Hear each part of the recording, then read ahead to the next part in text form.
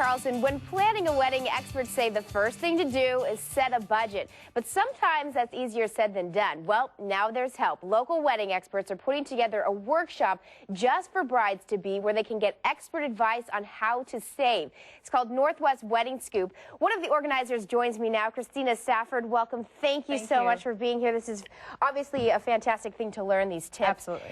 Now tell me, first of all, what was the average budget for brides and what is it now? We were looking a couple years ago about a minimum of $20,000 weddings. Now we're looking last year at about $5,000 to $10,000 weddings.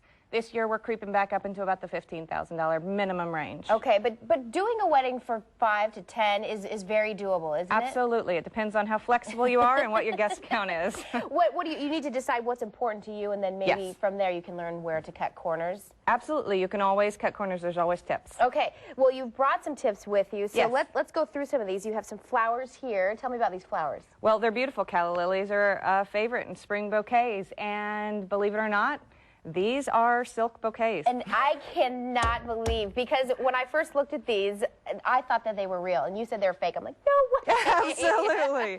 And these are brought to us by Daydream Silk Flowers. Okay, so how much money are you going to save by having fake flowers? They're about 1/3 of the cost through Daydreams that you would pay for real flowers. And real flowers are expensive, so if you can cut costs there, that's huge. Okay, moving on to the table here. What is this? This is a pops of color. Wow your guests with a little color on your tables. You don't have to pay a lot. Use a charger, use a basic black napkin and some ribbon, and you've got everything you need without spending a fortune.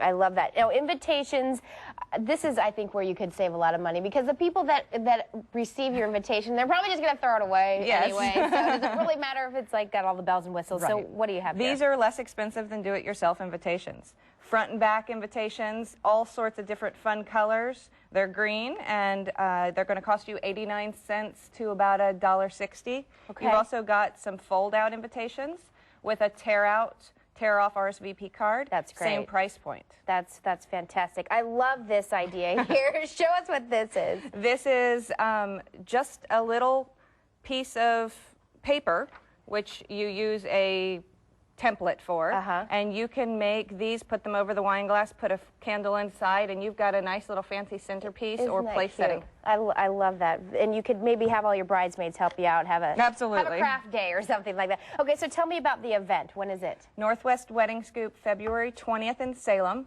February 27th in Portland. Okay. And it's all about vendors sharing tips and tricks, guiding people through the process. Only $10 to get in if you pre-register. Okay, that's fantastic. So brides are going to be able to come here and just get all kinds of advice. They're going to be able to nail you down and say, all right, how can you help me out? Ask questions, no sales pitches, but there are only 200 spots. Oh, okay, so sign up soon, right? All right, well, thank you so much.